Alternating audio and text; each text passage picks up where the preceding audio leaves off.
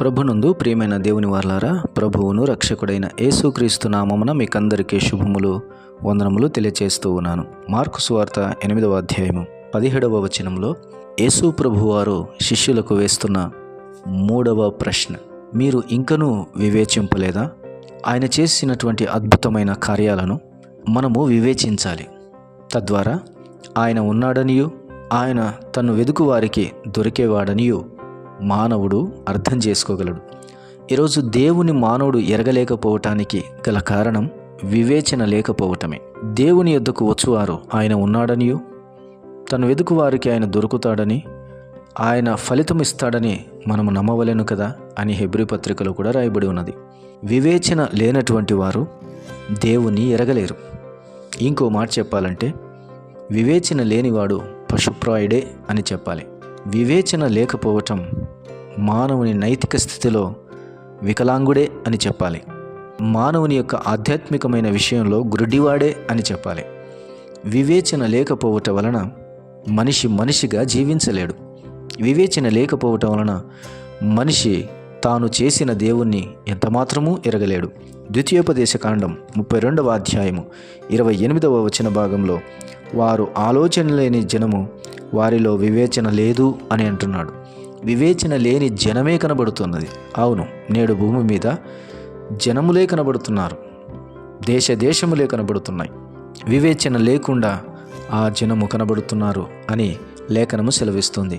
ఉపధ్యాయ గ్రంథములో 1వ అధ్యాయము 7వ వచనంలో కూడా వివేచన లేనటువంటి వారు అనే మాట కనబడుతూ ఉన్నది. అట్టి వారు నిర్మూలమవుతారు అని హోషేయ గ్రంథం 4:14లో రాయబడి ఉన్నది. నిజమే, దేవుడు వివేచన లేనటువంటి వారికి అర్థం కాడు, ఉన్నాడన్నటువంటి స్పృహ కూడా వారికి కలగదు. అట్టి జనము నిర్మూలమవుతుంది అనేది అర్థమవుతుంది. యెషయా గ్రంథం 44వ అధ్యాయం 19వ వచనంలో వివేచన లేని జనము చేస్తున్నటువంటి పని ఏమిటో మనకు అక్కడ స్పష్టంగా కనబడుతుంది. ఎవడునూ ఆలోచన చేయుడు, నేను అగ్నిలో సగము కాల్చి తిని, నిప్పుల మీద వేసి రొట్టె కాల్చి తిని, దానితో మాంసము వండుకొని భోజనము చేసి తిని, మిగిలిన దానితో తీసుకొని దానితో హేయమైన దానిని చేయుదునా, చెట్టు మొద్దుకు సాష్టాంగపడుదునా అని ఎవడునూ ఆలోచింపడు. యోచించుటకు ఎవనికి తెలివి లేదు, వివేచన లేదు. వివేచన లేని పని ఇది. మానవుడు విగ్రహమును చేసుకొని విగ్రహమును పూజించుట అన్నది వివేచన లేని పని. దాంతోనే ఆహారం వండుకుంటున్నాడు, దాంతోనే రొట్టెలు కాల్చుకుంటున్నాడు, దాంతోనే చలి కాచుకొనుచున్నాడు, దాని మిగిలిన దాన్నే ఒక మొద్దును తీసుకొని ఒక రూపం చేసుకుంటున్నాడు, దానికే సాగిల పడుతున్నాడు. వివేచన ఉందంటారా? వివేచన ఉన్నవాడు విగ్రహమునకు సాగిలపడడు. విగ్రహమునకు సాగిలపాడే వానికి వివేచనయే లేదు అని చెప్పాలి. దేవుని విషయంలో వివేచన లేనటువంటి వారు, అందుకే వారు వివేచింపరు, గ్రహింపరు. చూడకుండానట్లు వారి కన్నులు కప్పబడెను. చెప్పాను కదా, వివేచన లేనివాడు గురుడివానితో సమానము అని యెషయా గ్రంథం 44:18వ వచనం తేల్చి చెప్పేస్తుంది. గ్రహింపకుండానట్లు వారి హృదయములు మూయబడెను అనే మాట మనకు అర్థమవుతుంది. ప్రియమైన దేవుని వారలారా, విగ్రహమునకు సాగిలపడుతున్నవాడు వివేచన లేనివాడు. కానీ దేవుని ఎరిగి కూడా విగ్రహ చేష్టలు, విగ్రహ ఆచారాలు, ఆచారబద్ధాలు, లోక సంబంధమైనటువంటి ఆచారములు ఆచరించే వారిని ఏమనాలి? దేవుని ఎరగనివాడే అనాలి. ఎందుకనగా ఏలీ కుమారులు వారు దేవుని సన్నిధిలోనే ఉన్నారు, వారు దేవుని మందిరంలోనే ఉన్నారు, యాజకత్వం చేస్తున్నది దేవునికే, కానీ వారి క్రియలు సరిగా లేవు. అట్టివారు కూడా దేవుని ఎరగలేనటువంటి వారిగానే కనబడుతూ ఉన్నారు. కాబట్టి దేవుని ఎరిగి దేవుని క్రియలు చేయకపోతే ఎరగనట్టే లెక్క. అసలు ఎరగినవాడు అలాంటి పని చేయడని దాని వలన అర్థమవుతుంది. ప్రియమైన దేవుని వారలారా, ఈరోజు దేవుని ఎరిగి ఉండింటే నీకు కన్నులు తెరవబడిన రీతిలో ఉండాలి. కొంతమంది కొన్నిసార్లు నమ్మినా కానీ ఎరగనట్టుగానే బ్రతుకుతూ ఉంటారు. అటు వారికి వివేచన లేదనే చెప్పాలి. కొంతమంది నమ్మి దేవుణ్ణి విశ్వసించి నట్టుగా కనబడి తర్వాత దేవుని విడిచిపెట్టినటువంటి వారు కూడా కనబడతారు. అటువంటి వారు కూడా వివేచన లేని వారే. గలతీ పత్రికలో అపోస్తులుడైన పౌలు గలతీయులను అంటున్నాడు, అవివేకమైనటువంటి వారలారా, గలతీయులారా అని వారిని నిర్మోహమాటంగా పౌలు సంబోధిస్తూ ఉన్నాడు. కారణం ఏమిటి? వారు దేవుని నమ్మిన విధానములో కాక మరి ఒక విధానంలో వారు వెళ్ళిపోతూ ఉన్నారు. ఇది కరెక్ట్ కాదని, ఓ అవివేకులైన గలితీయులారా, మిమ్మును ఎవడు భ్రమ పెట్టాను అని చూస్తున్నాం. ఎవడో భ్రమ పెట్టాడు. ఆ భ్రమ వలన వివేచన కోల్పోయారు. ఆది కాండములో హవ్వ కూడా వివేచన కోల్పోయింది సాతానుని యొక్క పరిచయము ద్వారా. గనుక వివేచన లేని కార్యం ఆమె చేసింది. కొన్నిసార్లు మానవుడు పాపము వలన విచక్షణ కోల్పోయి వివేచన లేనటువంటి సంగతులను చేస్తాడు. యోబు గ్రంథం 12వ అధ్యాయంలో మనుషులు అనుకుంటున్నటువంటి విధానము ఇది అని తేల్చి చెప్పబడింది. యోబు ఇలాగో ప్రత్యుత్తరం ఇచ్చాడు. 12వ అధ్యాయము 12వ వచన భాగంలో ఇలాగ రాయబడింది, వృద్ధుల యుద్ధ జ్ఞానమున్నది, దీర్ఘాయువు వలన వివేచన కలుగుచున్నదని మీరు చెప్పుదురు అన్నాడు. లోకం చెబుతుంది ఎవరు వివేచన గలవారు అని అంటే వృద్ధులని. దీర్ఘాయువు, ఎక్కువ కాలం బ్రతికిన వారికి వివేచన కలుగుచున్నది అని మీరు అనుకుంటున్నారు. కాదు అని అక్కడ తేల్చి చెప్పబడింది. గనుక వివేచన అన్నది ఏదో మనం చేసే క్రియల వలన వచ్చేది కాదు, కానీ అది దేవుని వలన వచ్చేది. వివేచన కలుగుట వలన దేవుని ఎరుగుతాం, దేవుని వలననే వివేచన వచ్చుచున్నది అనేది మనం అర్థం చేసుకోవాలి. యోబు గ్రంథం 39వ అధ్యాయము 13వ వచనం నుంచి 17 వచనాల వరకు మనం చూస్తే, నిప్పుకోడి లేదా ఇంగ్లీష్లో పీకాక్ అని రాయబడింది. దాని పరిస్థితి చూస్తే అది ఎంత మాత్రము వివేచన లేని పక్షిగా కనబడుతూ ఉన్నది. ఎంత మాత్రము అది వివేచన లేదు. నిప్పుకోడి సంతోషం చేత రెక్కలు నాడించును, రెక్కలను వెంట్రుకలను దానికి ఉన్నందున అది వాత్సల్యము గలదిగా నున్నదా? లేదు సుమి. అది నేలను దాని గుడ్లను పెట్టును, ధూళిలో వాటిని కాచును. దేని పాదమైనా వాటిని త్రొక్కవచ్చునని అయినను అడవి జంతువు వాటిని చితక త్రొక్కవచ్చుననియు అనుకొననే ఉన్నది. తన పిల్లలను తనవి కానట్టు వాటి ఎడల అది కాఠిన్యము చూపును. దాని కష్టము వ్యర్థమైనను దానికి చింత లేదు. దేవుడు దానిని తెలివిలేని దానిగా చేసెను. ఆయన దానికి వివేచన శక్తి అనుగ్రహించి ఉండలేదు. అది గనుక ఆ కోడి లేకపోతే ఆ నిప్పుకోడి అని పిలువబడిన అది తన గుడ్లను దుమ్ములో దాచిపెడుతుందంట.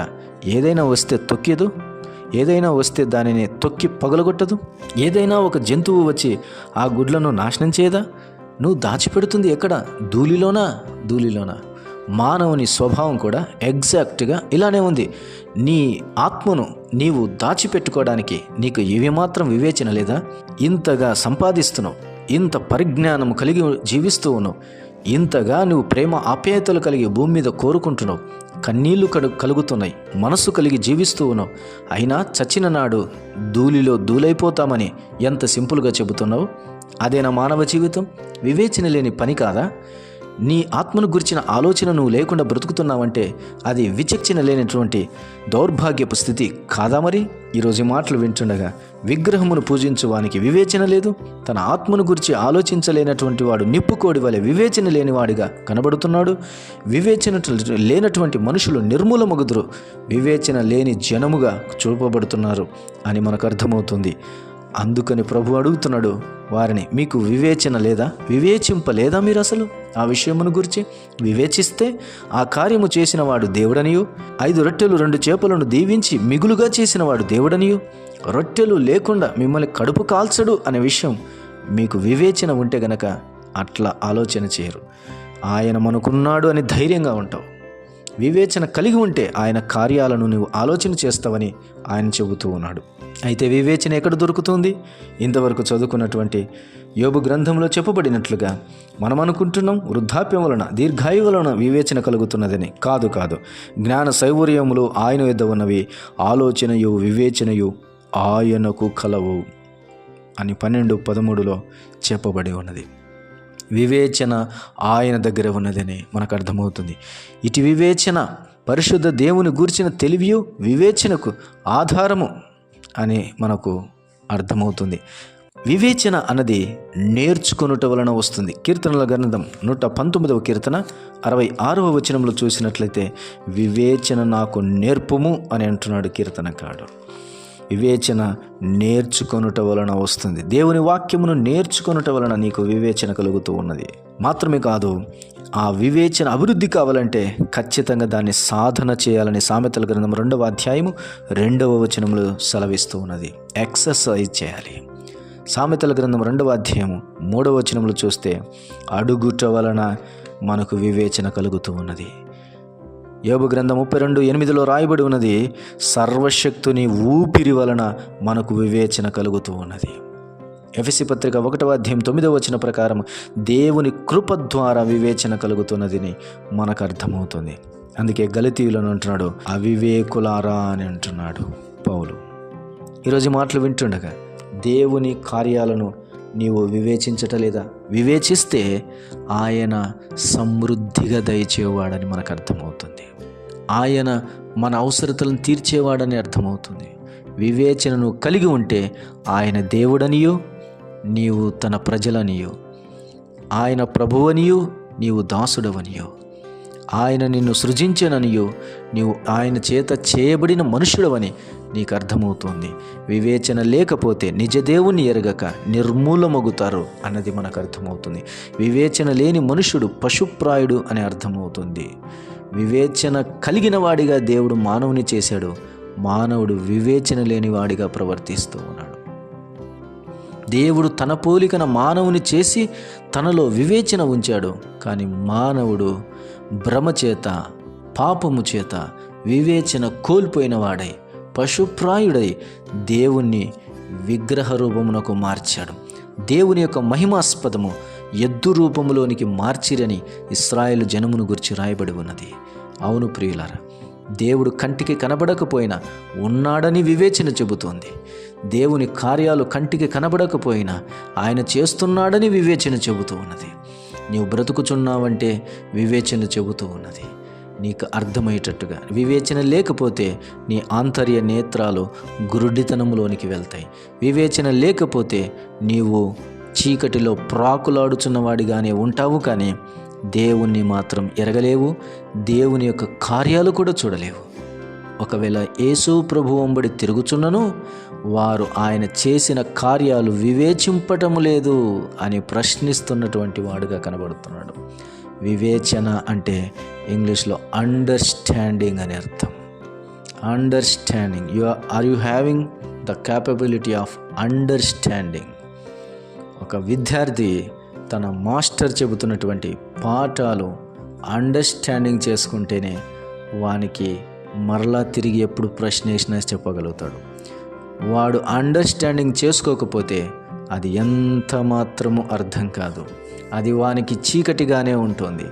అది వానికి ఎంత మాత్రము కూడా కనబడని దానిగానే ఉంటుంది. అది ఊహా చిత్రంగానే ఉంటుంది, కానీ అది ఎంత మాత్రం యథార్థతలోనికి రానే రాదనేది అర్థమవుతుంది. ఈరోజు ఈ మాటలు వింటుండగా సర్వశక్తుడైన దేవుని ఊపిరి నీకు నాకు వివేచన అనుగ్రహించాలి. వివేచన కలిగి ఉంటే దేవుడు చేస్తున్న కార్యాలను మనము లోతుగా పరిశీలన చేసి అర్థం చేసుకుంటాం. ఇది దేవుడే చేశానని, ఇది యెహోవా నాకు చేశానని, ఇది దేవుడే చేశానని కీర్తనకారుడు చెప్పినట్టుగా నీవు నేను చెప్పగలం. అబ్రహాము దేవుని నమ్మెను, అది అతనికి నీతిగా ఎంచబడెను. దేవుడు చెప్పిన మాటను నమ్మాడు, అంతే. ఇది వివేచనకు ఆధారం అనేది మనకు అర్థమవుతుంది. ఎప్పుడు ఈ మాటలు వింటున్నావో, నువ్వు వింటున్న ఈ సమయంలో వివేచన లేకపోతే దేవుడు లేడని చెబుతావు. వివేచన లేకపోతే దేవుడు కాని దానికి సాగిలపడతావు. వివేచన లేకపోతే దేవుని కార్యాలు చూడలేవు. వివేచన లేకపోతే దేవుడిచ్చే స్థానంలోనికి రాలేవు. వివేచన లేకపోతే నిత్య పాతాళానికి, నిర్మూలతకు మనుషులు వెళ్తారు. అట్టి వాటి నుంచి తప్పించబడి వివేచన కలిగి జీవించాలని, వివేచన కలిగి దేవుని ఎరగాలని, వివేచన కలిగి దేవుడిచ్చు బహుమానం పొందాలని మా ప్రార్థన, ఆశ. అట్టి కృప దేవుడు మీ అందరికీ దయచేయునుగాక.